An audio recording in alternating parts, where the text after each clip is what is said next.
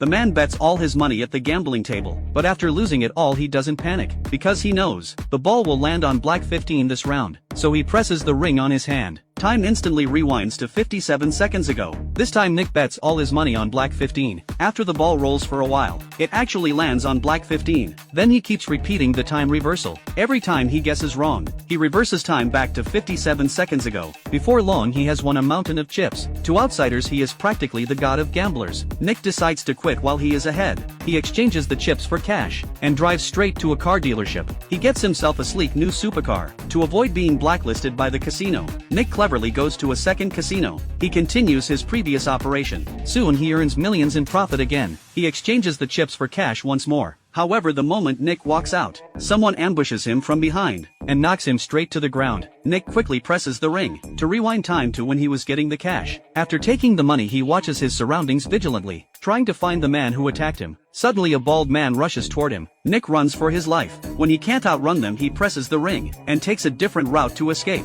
When that fails he scatters all the cash. After creating chaos Nick finally gets away, but after walking out the door this time, that man still didn't let him go. He punches Nick directly from behind. Just as Nick sees their faces clearly, the man steps on his hand. It happens to stop him from touching the ring. It turns out this is a crooked casino. Any player with an abnormal win rate is considered a cheater, and will have their fingers chopped off. Just as Nick thinks he is finished, a car honks from behind. A man steps out of the car. He claims to be a VIP of the casino, and asks the guards to show some respect and spare Nick's life. Seeing this the two men have to let him go. Nick is successfully saved just like that. It turns out while everyone was watching Nick, the man had noticed him too. As the king of gamblers, he could tell Nick wasn't cheating at all. But having a 100% win rate proved that he was a rare talent. The man extends an olive branch, asking him to crack a competitor's safe. He offers $10 million once it's done. Nick takes the job without hesitation. Knowing the safe's password is incredibly easy for him, he goes to the competitor's accountant. He pulls out a pistol and threatens her for the password, but the woman screams for security.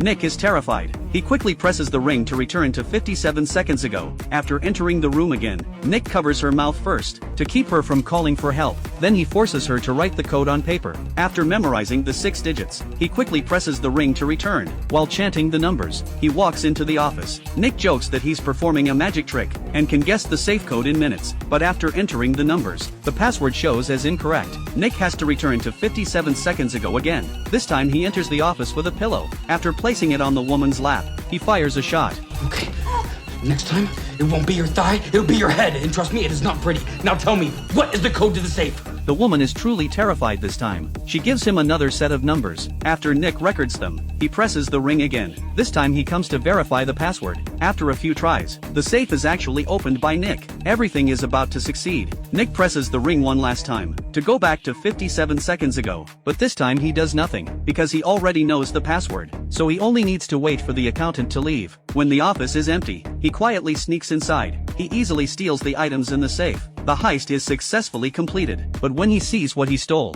he is absolutely terrified. The files contained evidence of Matt's murders, and the pharmaceutical company Matt was running was constantly manufacturing counterfeit drugs to make huge illegal profits. Seeing these files, Nick felt outraged. He decided not to hand the files over to Matt, but to expose them to the public instead, and send Matt to prison. He contacted his friend and informed him that Matt's company would hold a press conference tomorrow. Nick showed the evidence to his friend and asked him to hack into the venue on the day of the conference to broadcast the incriminating evidence. Soon the press conference began. Using his hacking skills, his friend immediately took control of the on-site screens. They started playing evidence of Matt's crimes of murder for profit and the production of counterfeit drugs. The audience was in an uproar, shocked to discover how dark Matt truly was. Seeing the plan succeed, Nick quickly packed up and fled. He had just put his backpack in the trunk when Matt's henchman appeared behind him and knocked him out cold. When Nick woke up again, he had been taken to a private airfield. Matt was preparing to escape. Nick turned his head and saw his girlfriend had been captured too. Just then, the police arrived after getting word. In the chaos, his girlfriend secretly pressed the ring on Nick's hand. Rewinding time to 57 seconds earlier,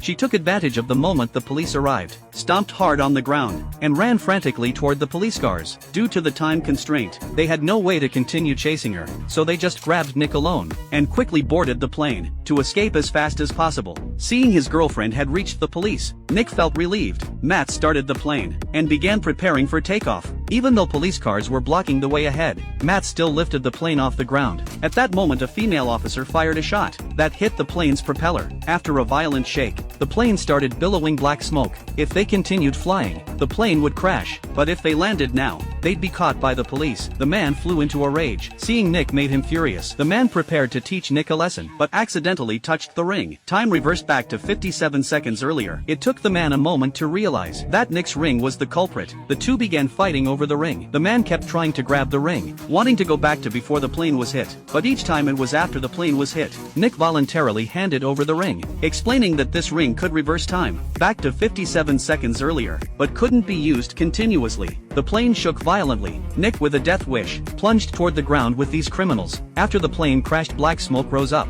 His girlfriend immediately rushed forward and found Nick still alive. She helped Nick back to the ambulance so he could receive emergency treatment, while the others were arrested by the police and received their deserved punishment. With his wit and courage, Nick successfully brought down this evil organization.